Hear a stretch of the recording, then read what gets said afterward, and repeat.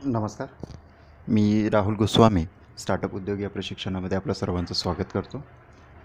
आपण या प्रशिक्षणाच्या अंतिम टप्प्यात आपण आलेलो आहोत आणि शेवटचे 3 सत्र आपले बाकी आहे.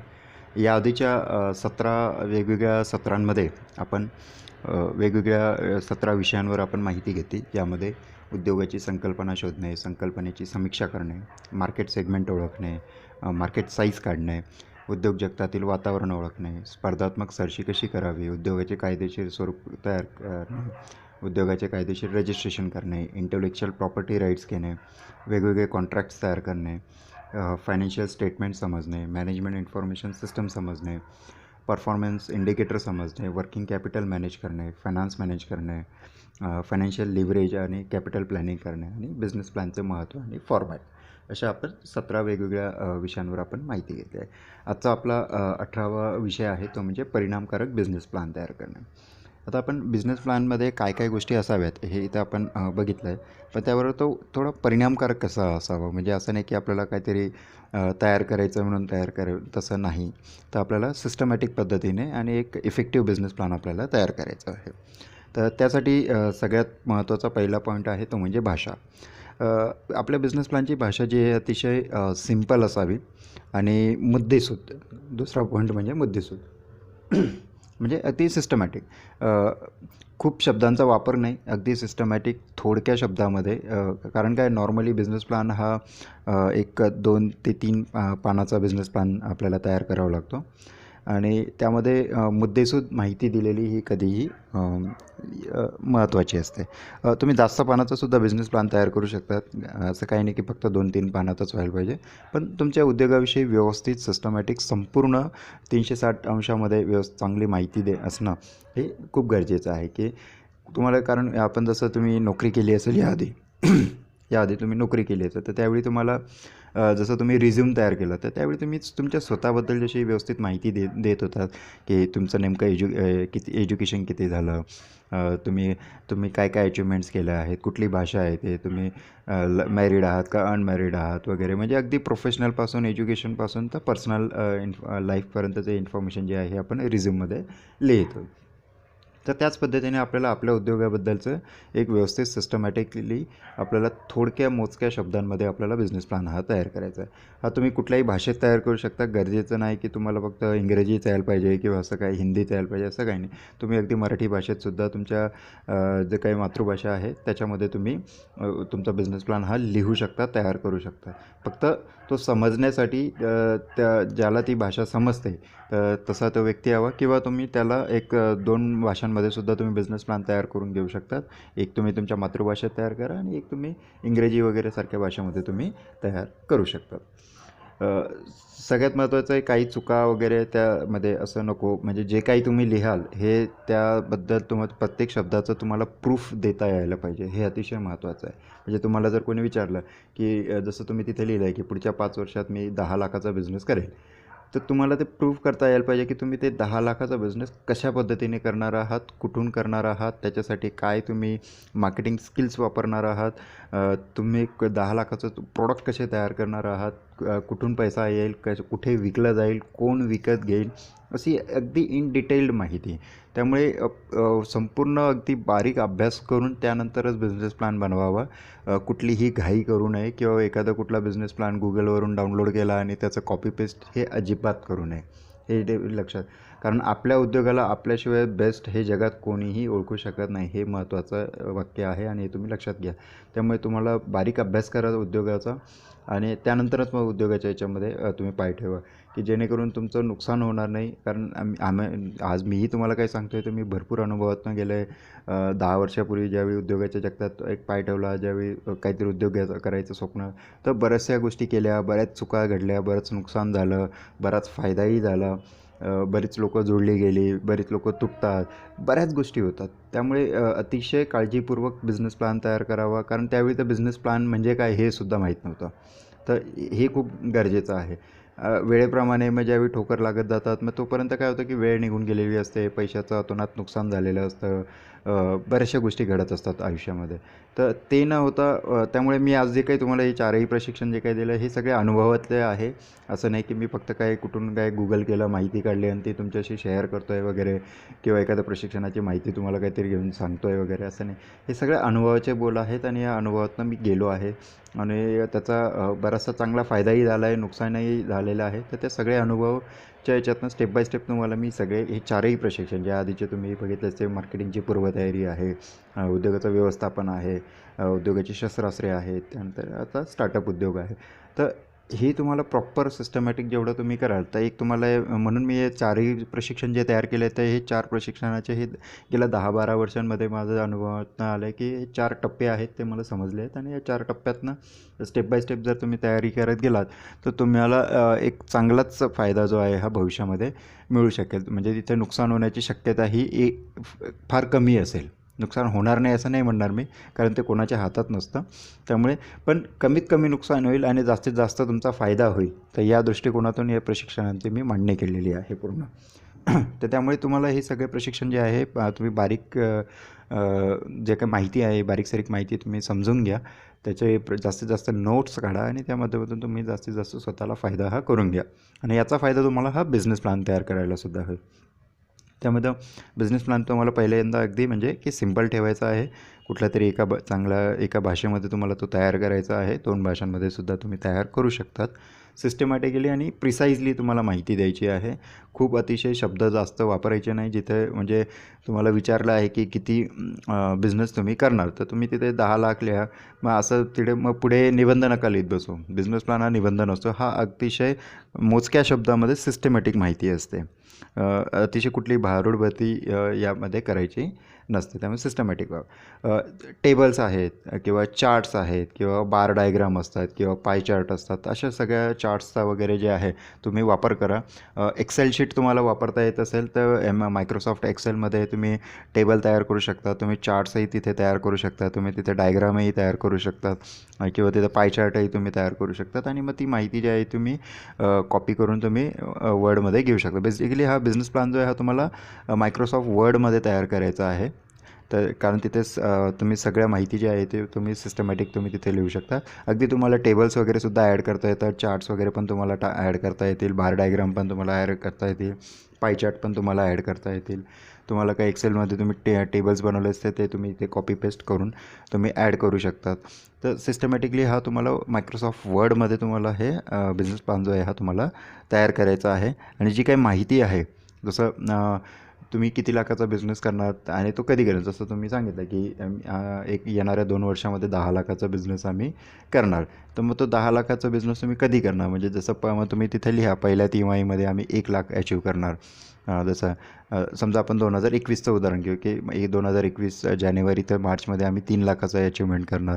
त्यानंतर एप्रिल मे जूनपर्यंत आम्ही दुसऱ्या तिमाहीमध्ये आम्ही 3 लाखाचं अचिव्हमेंट करणार. त्यानंतर 4 लाखाचं अचिव्हमेंट करणार. त्यानंतर 3 लाखाचं अचिव्हमेंट करा. असं करत तुम्ही 10 लाखाचं अचिव्हमेंट जे आहे एका वर्षात किंवा येणाऱ्या 2 वर्षामध्ये तुम्ही प्रत्येक तिमाहीमध्ये ॲड करत करत करणार. तर असं तो एक त्याचा प्रॉपर चार्ट बनवा, प्रॉपर टेबल बनवा त्याचं आणि त्याच्यामध्ये ही सगळी इन्फॉर्मेशन जी आहे तुम्ही ॲड करा.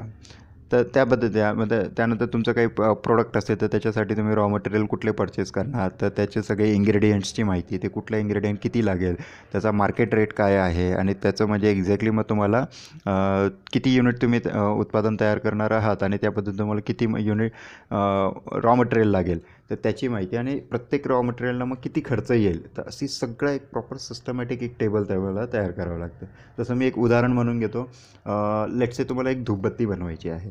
तर समजा धूपबत्तीसाठी तुम्हाला 4 आयुर्वेदिक तुम्हाला हर्ब्स लागतील आणि जसं मुलतानी माती वगैरे लागेल आणि लेट्स से देशी गाईचं शेण वगैरे लागेल आणि काही परफ्यूम वगैरे लागतील. तर तुम्हाला आता एक्झॅक्टली तिथे लिहायचं आहे की लेट्स से मला 10,000 धूपबत्ती बनवायची आहेत. तर समजा मला एक एक्झाम्पल म्हणून मला 100 किलो देशी गाईचं शेण लागेल. तर समजा मग ते किती लागेल, ते 100 किलो लागेल. त्यानंतर त्याची कॉस्ट किती आहे, तर समजा एक 5 रुपये किलो त्याची कॉस्ट पडते. तर 100 किलोसाठी मग मला 5 रुपयेप्रमाणे मला 500 रुपये हा देशी गाईचा शेणासाठी खर्च येईल. त्यानंतर मग मी तिथे मला 4 हर्ब्स लागतील. तर ते 4 आयुर्वेदिक हर्ब्स जे आहे, तर समजा मला ते एक 10-10 किलो मला 4 आयुर्वेदिक हर्ब्स लागतील, म्हणजे 40 किलो मला आयुर्वेदिक हर्ब्स लागतील. प्लस मग त्याची किंमत समजा एक 200 रुपये पर के जीचा रेट आहे. तर मग 4 दुणे 8,000 रुपये मला हा आयुर्वेदिक हर्बसाठी खर्च येणार आहे. त्यानंतर मला परफ्यूम लागेल. तर समजा मला एक 5 लिटर मला परफ्यूम लागेल लेट्स से. तर 5 लिटर परफ्यूमची किंमत एक समजा की 2,000 रुपये ही 5 लिटर परफ्यूमची किंमत आहे. तर ती मला तिथे लागेल, तर ती तिथे मेन्शन करा. त्यानंतर मला पॅकेजिंगसाठी बॉक्स लागतील. तर समजा एका बॉक्समध्ये समजा मी एक 20 जे काड्या आहेत, म्हणजे दुपत्ती जे आहे ते 20 दुपत्तीचं एक पॅकेट असं बनवेल. तर साधारण समजा की 10,000 दुपत्ती भागिले 20 केलं तर एक साधारण समजा एक 500 मला बॉक्स लागते. तर 500 बॉक्स बनवण्यासाठी एक बॉक्स मला 4 रुपयाला पडेल. तर साधारण 5×5 तर एक साधारण 2,000 रुपये मला 500 बॉक्ससाठी मला खर्च येईल. तर तो तिथं मेन्शन करा. मग अशा पद्धतीने मग सिस्टमॅटिक मग प्रॉपर तुम्हाला टोटल सगळ्यांची कॉस्ट काढा की एक बॉक्स मग तुम्हाला किती रुपयाला पडेल. तर समजा मला एक बॉक्स पडेल एक 10 रुपयाला. मी हे सगळं उदाहरण म्हणून सांगतो आहे तुम्हाला, एक्झॅक्ट कॅल्क्युलेशन नका घेऊ. 10 रुपयाला मला एक बॉक्स पडला. तर मी समजा मी त्याच्या मग विक्री किंमत काढली. तर मी विक्री किंमत ही 25 रुपये ठेवेल, की जेणेकरून 10 रुपये माझा प्रॉफिट असेल आणि 5 रुपये माझं मग त्याच्यासाठी मग मार्केटिंग कॉस्ट आहे, ट्रॅव्हलिंग आहे, टॅक्सेस वगैरे आहे, 5 रुपयामध्ये ॲडजस्ट होते. तर अशा पद्धतीने मी एक कॅल्क्युलेशन जे आहे हे चार्ट्समध्ये हे करेल. तर प्रॉपर हा चार्ट तयार करा तिथे. नुसतं असं टायपिंग वगैरे असं काही नॉर्मल असं नाही, प्रॉपर सिस्टम म्हणजे वाचायला पण असं अट्रॅक्टिव्ह वाचायला दिसलं पाहिजे, प्रॉपर सिस्टमॅटिक. कारण आपण जेवढं आकृती किंवा चार्ट किंवा टेबल डायग्राम्स या सगळ्या माहिती फॉर्मॅटमधून ज्यावेळी आपण माहिती देतो ना, तर ते अट्रॅक्टिव्ह वाटतं वाचणाऱ्याला, बघणाऱ्याला ते खूप छान वाटतं. आणि त्या पद्धतीने तुम्ही जास्तीत जास्त असं एक खूप डिझायनर नाही बनवायचं आहे, पण सिस्टमॅटिक म्हणजे ऑफिशियल एक असं प्रोसेस असते ना, ते ऑफिशियल प्रोसेसने तुमचा बिझनेस प्लॅन जो आहे हा तयार व्हायला पाहिजे. त्यानंतर मग प्रॉपर ती जे काही फॉन्ट साईज तुम्ही वापरणार आहात किंवा स्पेसिंग आहे ती सिस्टमॅटिक पाहिजे. फॉन्ट साईज ही नॉर्मली 12 म्हणजे नॉर्मल टेक्स्टसाठी 12ची वापरतात. सब टायटल असेल तर 14 फॉन्ट साईज असते आणि मेन टायटल असेल तर 16चा फॉन्ट साईज जी आहे ही तुम्ही वापरू शकता. प्रॉपर स्पेसिंग द्या. त्याच्यामध्ये अलाइनमेंट तुम्ही प्रॉपर ठेवा. प्रॉपरली त्याला लेफ्ट अलाइंड आहे, राईट अलाइंड आहे, ते प्रॉपर अलाइनमेंट हे मेन्शन करा. सेंट्रल अलाइनमेंट असेल किंवा जस्टिफाईड असेल तर जस्टिफाईड फॉर्मॅटमध्ये ठेवलं तर जास्त सिस्टमॅटिक दिसतं ते. तर जस्टिफाईड फॉर्मॅटमध्ये नॉर्मली ठेवत चला. टेक्स्ट पॅराग्राफ असेल तर तो जस्टिफाईड फॉर्मॅटमध्ये हवा. टेबल असतील तर त्यामध्ये तुम्ही लेफ्ट अलाइनमेंट किंवा सेंट्रल अलाइनमेंट वगैरे तुम्ही ते कॉलमच्या हिशोबाने तुम्ही मॅनेज करू शकता. आणि ही सगळी फॉन्ट साईज जी आहे ही कॉन्स्टंट असायला हवी. असं नको एखाद्या ठिकाणी 16ची फॉन्ट साईज वापरली आणि एका ठिकाणी तुम्ही 12ची फॉन्ट साईज वापरली, तसं नाही. सिस्टमॅटिक मी तुम्हाला जर सांगितलं की नॉर्मल टेक्स्टची फॉन्ट साईज ही 12ची फॉन्ट साईज असायला हवी. सबटायटल हे 14चं फॉन्ट साईज आणि मेन टायटल हे 16चं फॉन्ट साईजमध्ये तुम्ही वापरू शकता. आणि इझी रिडेबल पाहिजे. वेगवेगळे सेगमेंट प्रॉपर तयार करा. पेज ब्रेकिंग व्यवस्थित तुमचं असायला पाहिजे, की जेणेकरून एका पानावर एक व्यवस्थित माहिती, दुसऱ्या पानावर दुसऱ्या टेबलची माहिती. नॉर्मली मेन हेडिंग टायटल असेल हे नवीन पेजवर सुरू केलं तर जास्त चांगलं. एक प्रॉपर क्लीन लुक असायला हवा. प्रूफ रिडिंग व्यवस्थित करून घ्या. कुठे स्पेलिंग मिस्टेक कुठं काय असेल किंवा व्याकरणातल्या चुका वगैरे असतील तर त्या नको असायला. बुलेट पॉईंटचा वापर करा. जे जसं हँड्सचा वगैरे सिम्बॉल असतात वगैरे, तर असे बुलेट पॉईंट्स जे आहेत त्याचा वापर तुम्ही करू शकता. स्पेलिंग चेकिंग एक वेळा करून घ्या. स्पेल चेक म्हणून एक वर्डमध्ये पण आणि एक्सेलमध्ये पण ऑप्शन असतो, तर त्याचा वापर करून तुम्ही व्ह्यूमध्ये स्पेल चेक वगैरे असतो नॉर्मली, मला जेवढं आता आठवतं आहे. तर त्याचा तुम्ही वापर करून तुम्ही स्पेल चेकिंग करून घ्या, की जेणेकरून त्याच्यामध्ये कुठल्याही प्रकारचं स्पेलिंग मिस्टेक हे नसायला हवं. आणि एक वेळा पुन्हा वाचा. 2 ते 3 वेळा वाचा. इतरांनाही जे तुमच्या टीममध्ये प्रत्येकाला वाचायला लावा, की जेणेकरून प्रत्येकाला काही एखादी मिस्टेक भेटेलच असं गरजेचं नाही. तर एखादी मिस्टेक एकाला मिळेल, एखादी दुसरी मिस्टेक दुसऱ्या व्यक्तीला मिळू शकते. तर एक 5-10 जणांकडनं प्रूफ रिडिंग प्रॉपर करून घ्या. त्यानंतर मग त्याला फायनलाईज करून मग तुम्ही त्याला PDF च्या फॉर्मॅटमध्ये सेव्ह करून ठेवू शकतात. आणि ती PDF फाईल जी आहे ही तुम्ही मेलच्या माध्यमातून तुम्ही इन्व्हेस्टर्सला किंवा इतरांना पाठवू शकतात, किंवा तुम्ही त्याची कॉपी एक प्रॉपर प्रिंटआउट करून तुम्ही एक प्रॉपर फाईल तुम्ही प्रॉपर बनवा. स्पायरल बाइंडिंगच्या याच्यामध्ये तुम्ही ते तयार करून म्हणजे मग ती कॉपी तुम्ही जे आहे ही इन्व्हेस्टरला हार्ड कॉपी जी आहे ही देऊ शकतात किंवा तुम्ही आधीच तुम्ही तुमचा बिझनेस प्लॅन हा मेलच्या माध्यमातून PDF मध्ये मेलच्या माध्यमातून इन्व्हेस्टरला पाठवू शकतात आणि ज्यावेळी तुम्ही मिटिंगला जाल तर त्यावेळी तुम्ही हार्ड कॉपी जी आहे ही स्पायरल बाइंडिंग किंवा इतर प्रॉपर फाईलमध्ये एखाद्या याच्यामध्ये तुम्ही प्रॉपरली घेऊन जाऊन मग तुम्ही तो बिझनेस प्लॅन जो आहे आता इन्व्हेस्टर्सला हार्ड कॉपीमध्ये सुद्धा देऊ शकता की जेणेकरून तुम्हाला मीटिंग ॲक्च्युअल मीटिंगमध्ये तुम्हाला डिस्कशन करताना त्याचा वापर करता येईल. तर अशा पद्धतीने एक प्रॉपर सिस्टमॅटिक फॉर्मॅटमध्ये तुमचा बिझनेस प्लॅन जो आहे हा तयार व्हायला हवा. आता इफेक्टिवली तुम्हाला जर बिझनेस प्लॅन अजून तयार करायचं असेल तर त्याच्यामध्ये तर काही क्रिटिकल कंपोनंट्स जे आहेत ते तुम्हाला ॲड करावं लागतं. जसं कोर टीम बिल्डिंग तुमची म्हणजे तुमची कोर टीम कोण आहे त्याच्याबद्दलची त्याच्यात माहिती द्या. तुमची डिस्ट्रीब्युशन स्ट्रॅटेजी म्हणजे तुमचं एखादं प्रोडक्ट बनवलं आहे ते तुम्ही कशा पद्धतीने विकाल तर त्याचं किंवा त्याचं कशा पद्धतीने तुम्ही डिस्ट्रीब्युशन कराल तर ती तुमची डिस्ट्रीब्युशनची काय स्ट्रॅटेजी आहे त्याचीसुद्धा माहिती जी आहे तुम्ही बिझनेस प्लॅनमध्ये देऊ शकतात. म्हणजे तुम्ही कुरिअरच्या माध्यमातून प्रॉडक्ट पाठवणार का किंवा पोस्टाच्या माध्यमातून पाठवणार का तुम्ही ट्रान्सपोर्टच्या माध्यमातून प्रॉडक्ट पाठवणार तर अशी तुम्ही काय एक्झॅक्टली स्ट्रॅटेजी वापरणार आहात ते तुमचं प्रॉपर बिझनेस प्लॅनमध्ये असायला. कारण एक गोष्ट खूप महत्त्वाची आहे जेवढा तुम्ही डिटेल्ड प्रॉपर बिझनेस प्लॅन तयार कराल तेवढा इन्व्हेस्टरला तुमच्याबद्दलची एक खात्री वाटते की तुम्ही अभ्यास करून मग त्यांच्याकडे आलेले आहात आणि तुम्ही भरपूर मेहनत केली आहे हे दिसलं पाहिजे तुमच्या बिझनेस प्लॅनमध्ये. बरेच लोक काय करतात की ते वरवर बिझनेस प्लॅन बनवतात आणि मग त्यानंतर मग इन्व्हेस्टर तेवढा हॅपी नसतो किंवा त्यांना मग ती माहिती जी आहे ही मिळत नाही आणि मग बऱ्याचदा मग इन्व्हेस्टर्सनी काही प्रश्न केले का मग ते त्यांना त्या प्रश्नांची उत्तरंही देता येत नसतात. त्यामुळे हे अतिशय गरजेचं आहे की तुम्ही इन डिटेल्ड बिझनेस प्लॅन तयार करा. वाटलं तर तुम्ही त्याची कॉपी तुम्ही सॉफ्ट कॉपी तुम्ही त्यांना मेल नका करू हरकत नाही. तुम्ही हार्ड कॉपीमध्ये घेऊन जाती आणि एक फाईल आणि जर त्यांना आवडले त्यांनी एक पॉझिटिव्ह सेन्स दिसला तरच तुम्ही ती हार्ड कॉपी त्यांना देऊ शकतात. अदरवाईज तुम्ही ते तुमची फाईल जी आहे ही तुम्ही परत घेऊन येऊ शकतात काय हरकत नाही. पण तुमचा प्रॉपर इन डिटेल्ड जो आहे हा बिझनेस प्लॅन हा प्रॉपर रेडी पाहिजे. त्यानंतर तुम्ही सप्लायर्सचं ॲग्रीमेंट्स वगैरे जे आहे त्याबद्दलची माहिती जी आहे की तुम्हाला नेमके सप्लायर कोण मिळणार कुठून मिळणार कुठले असते त्याबद्दलची तुम्ही माहिती द्या.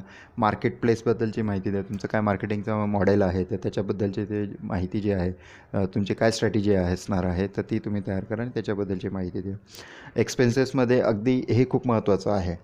बऱ्याच वेळा काय होतं की एक्सपेन्सेसची माहिती घेताना आहे ना वरवरचे मोठे मोठे जे एक्सपेन्सेस दिसतात तर त्याची माहिती दिली जाते पण बरेचसे इन डिटेल्ड बेसिक रेग्युलर लेवललासुद्धा छोटे मोठे खूप एक्सपेन्सेस असतात आणि त्याचा पेटी कॅशवर खूप परिणाम होतो. पेटी कॅशमधून बरेचसे पैसे जातात मग नंतर कळतं अरे हे तर आपण पकडलंच नव्हतं. जसं अगदी मी तुम्हाला छोटंसं सिम्पल एक्झाम्पल सांगतो.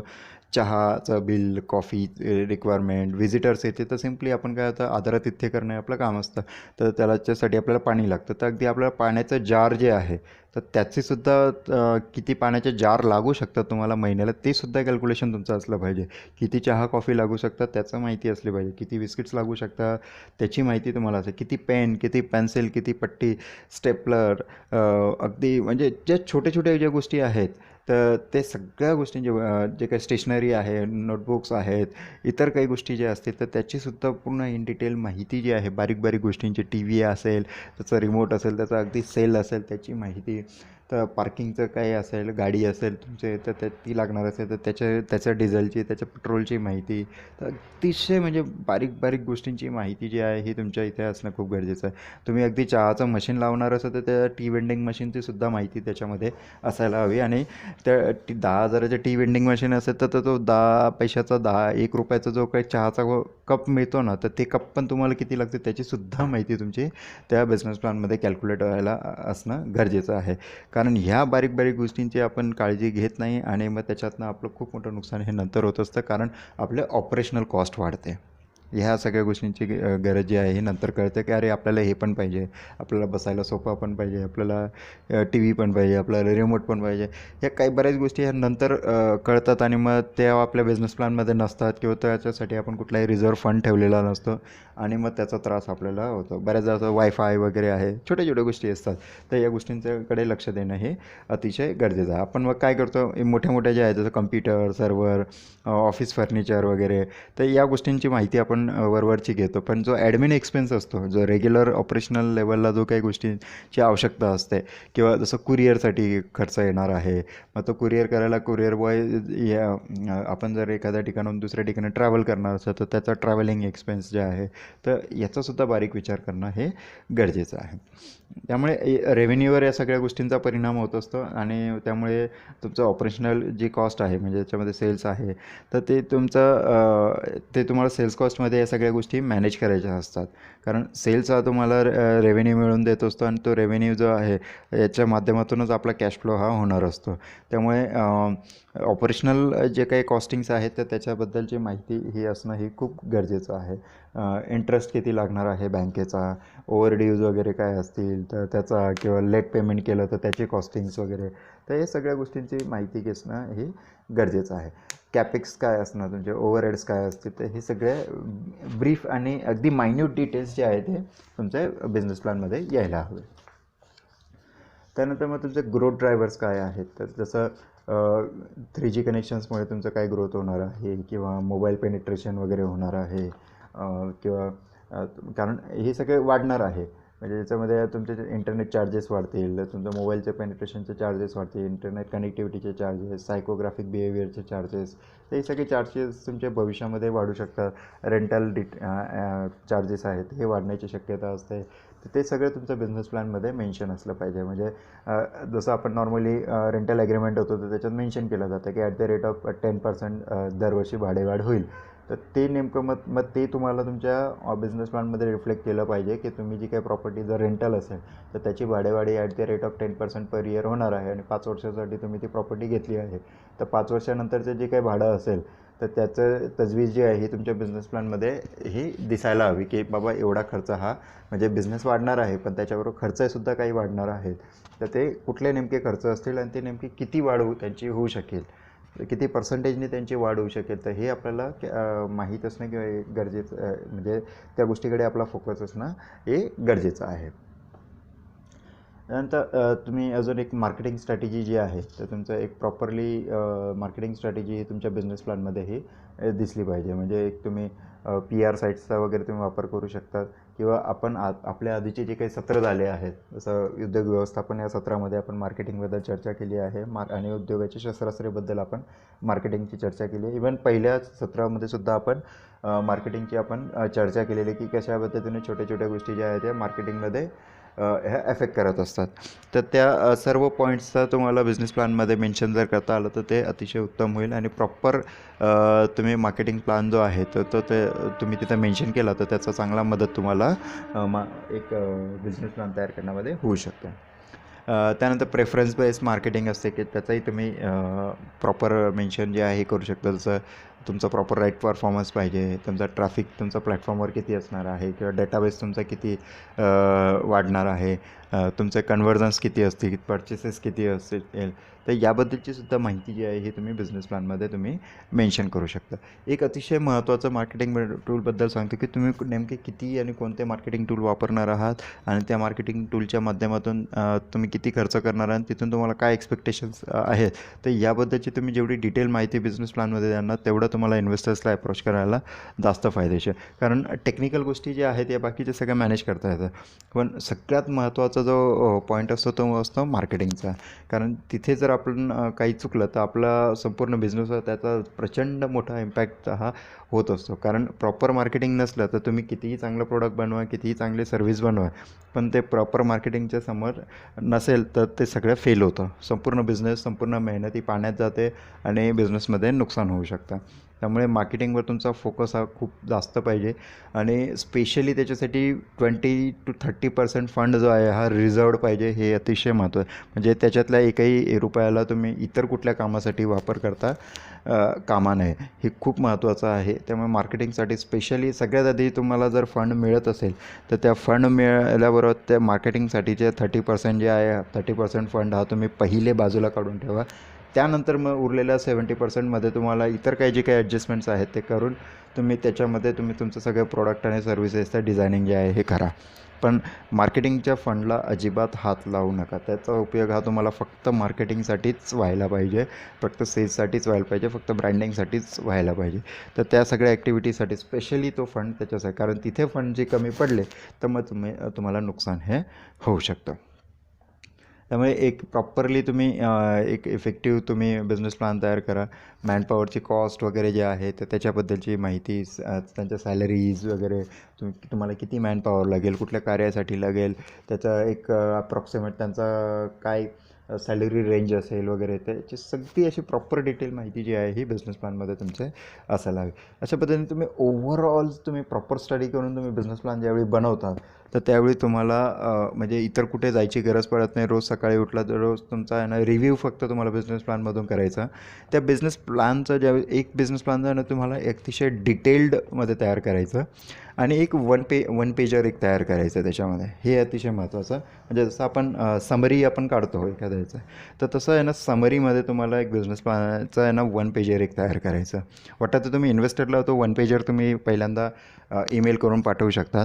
त्या वन पेजरमध्ये काय माहिती असावी की एक त्या बिझनेस तुमची जी काही आयडिया आहे की एक्झॅक्टली तुम्ही काय प्रोडक्ट बनवणार आहात, ते तुम्हाला पुढच्या 5 वर्षामध्ये त्याच्यात तुम्हाला किती बिझनेस मिळू शकतो, किती प्रॉफिट तुम्हाला मिळू शकतो, त्याचा बिझनेसचा स्कोप काय आहे आणि तो बिझनेस तुम्ही का करणार आहात आणि त्याच्यामध्ये तुम्हाला किती फंड्सची आवश्यकता आहे आणि तो फंड्स मिळाल्यानंतर तुम्हाला किती तुम्ही टर्नओव्हर तुमचा येणाऱ्या भविष्यामध्ये करू शकतात आणि किती तुम्हाला नेट प्रॉफिट होईल आणि इन्व्हेस्टर्सला किती नेट प्रॉफिट होईल, तुम्हाला किती नेट प्रॉफिट होईल, असं एक बेसिक माहिती जी आहे ही तुम्ही त्या वन पेजरमधून तुम्ही इन्व्हेस्टर्सला पाठवू शकता.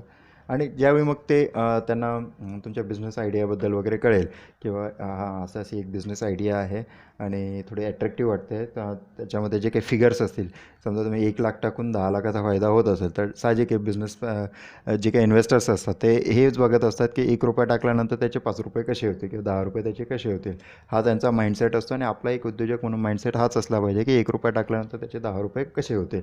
फक्त ते कशा पद्धतीने होतील हे तुम्ही नंतर सांगू शकतात, पण ₹1 टाकल्यानंतर त्यांना ₹10 मिळतील हे तुम्ही तिथं लिहिणं किंवा ते सांगणं गरजेचं आहे. आता तुम्ही त्या वन पेजरमध्ये हे लिहू शकणार तेव्हाच ज्यावेळी तुमच्याकडे त्याची पूर्ण डिटेल्ड स्ट्रॅटेजी असेल, की तुम्हाला माहीत असेल की त्या ₹1चे ₹10 त्याला किंवा त्या इन्व्हेस्टर्सला कसे मिळतील. आणि कारण तुम्हाला आधी त्याच्यातनं त्या ₹1 तुम्हाला ₹20 कमवणं गरजेचं आहे.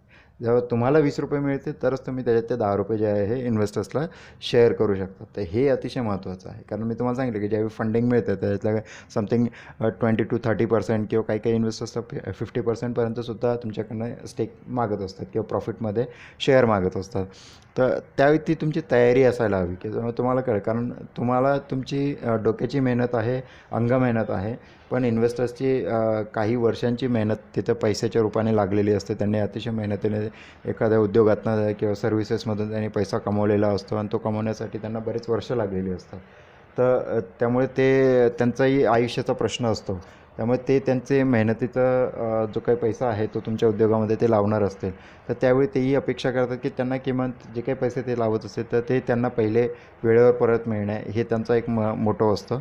दुसरा, त्या पैशावर त्यांना काहीतरी जे काही इतर ठिकाणी इन्व्हेस्टमेंट केले, जसं बँकेत पैसे ठेवले किंवा म्युच्युअल फंडमध्ये टाकले किंवा शेअर मार्केट वगैरे इतर ठिकाणी पैसे टाकण्यापेक्षा तुमच्या उद्योगातून त्यांना ₹2 जास्त मिळू शकतील अशी त्यांना एक शाश्वती वाटली तरच ते तुमच्या उद्योगामध्ये पैसा लावतील.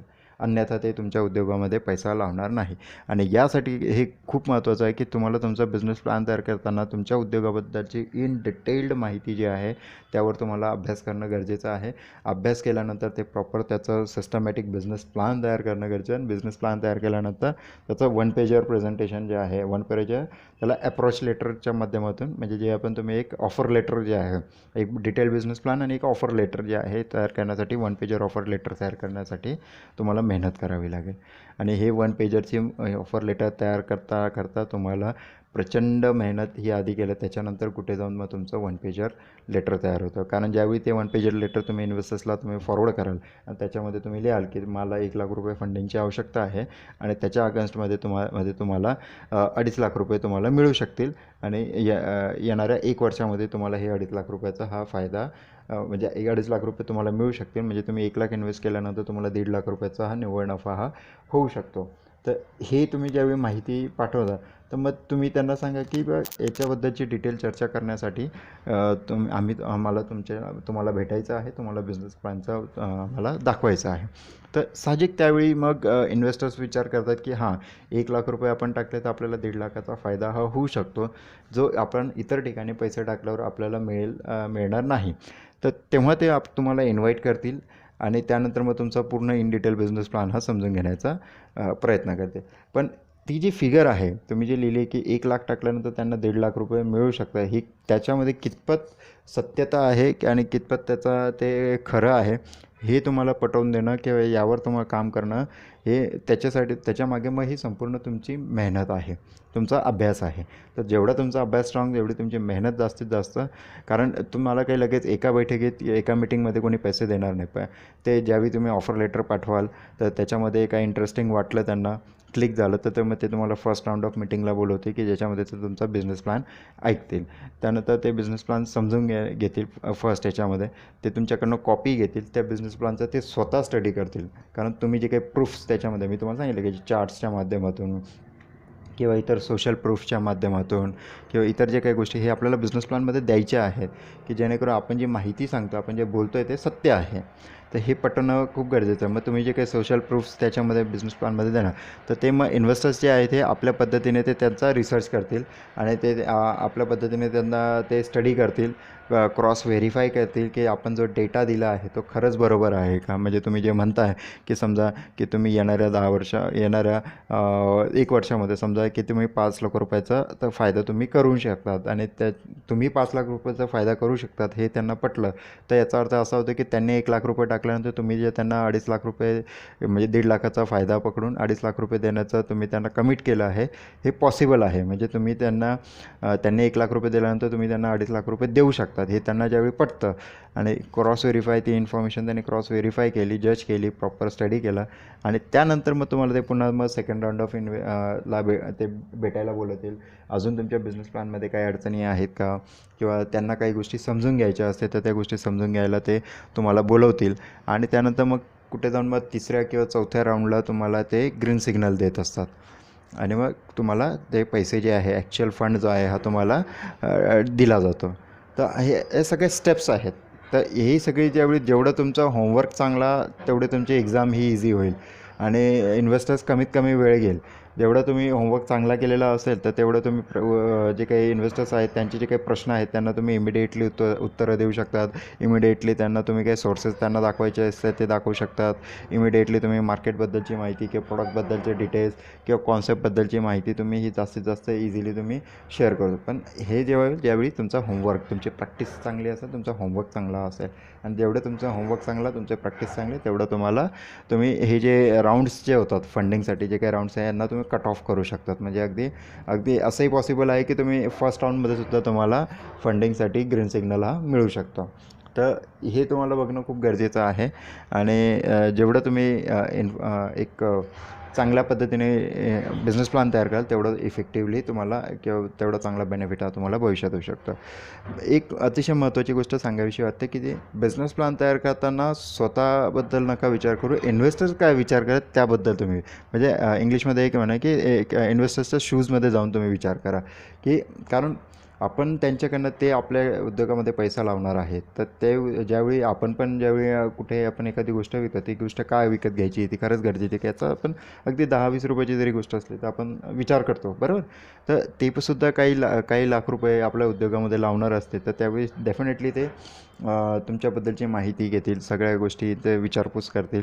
तर तुम्ही त्यांच्या शूजमध्ये जाऊन विचार करा की ते इन्व्हेस्टर्स नेमके काय विचार करतील किंवा इन्व्हेस्टर्सला नेमकी काय माहिती हवी असेल. तर ती सगळी माहिती जी आहे ही तुम्ही इन्व्हेस्टर्सप्रमाणे विचार केला तर तुम्हाला इन्व्हेस्टर्स जे आहे ते कमीत कमी प्रश्न विचारतील किंवा लवकरात लवकर तुमचा राऊंड जो आहे हा इंटरेस्टिंग होईल, तुमची मीटिंग चांगली होईल आणि पॉसिबली तुम्हाला फर्स्ट किंवा सेकंड मीटिंगमध्ये तुम्हाला फंड्स जे आहे ते मिळण्याची शक्यता जी आहे वाढू शकतं. त्यामुळे जास्तीत जास्त चांगला अभ्यास करा, आपल्या उद्योगाबद्दलची 360 डिग्री इन्फॉर्मेशन घ्या आणि त्याच्यासाठी तुम्ही चांगला वकील आहेत किंवा CA आहेत, CS आहेत, तर त्यांची तुम्ही मदत घ्या आणि जेणेकरून की तुम्हाला ते तुमचं जे काही डेटा आहे हा व्हॅलिड करता येईल. तुम्ही त्यांच्याकडनं तो डेटा व्हॅलिडेशनसुद्धा करून घेऊ शकतात आणि तो व्हॅलिडेशन डेटा जो आहे हा मग तुम्ही इन्व्हेस्टर्सला तुम्ही देऊ शकता. अशा पद्धतीने डिटेल प्रॉपर तुम्ही काम करा आणि त्या माध्यमातून मग तुम्ही प्रॉपर चांगला जे काही बिझनेस प्लॅन आहे हा तुमचा तयार होऊ शकेल. तर आजच्या सत्रात एवढंच. एक चांगला बिझनेस प्लॅन तयार करा आणि त्या माध्यमातून तुम्ही चांगल्या एक फंड जे आहे ते गोळा करू शकता. पुढच्या सत्रामध्ये आपण फंडिंग मिळवण्याच्या स्टेजेसबद्दल आपण माहिती घेणार आहोत किंवा इन्व्हेस्टर पिच कसं तयार करायचं किंवा टर्मशीट कसं तयार करायचं, तर त्याबद्दलची आपण माहिती जी आहे ही आपण पुढच्या सत्रांमध्ये घेणार आहोत. तर आजच्या सत्रात तुम्हाला काय अडचण असते तर तुम्ही 8097275136 या माझ्या व्हॉट्सअप क्रमांकावर तुम्ही संपर्क साधू शकता किंवा व्हॉट्सअप करू शकता. काय अडचणी असेल तर तुम्ही मला नक्की कळवा, मला तुम्हाला मदत करायला नक्कीच आवडेल. धन्यवाद. आपला दिवस शुभ हो.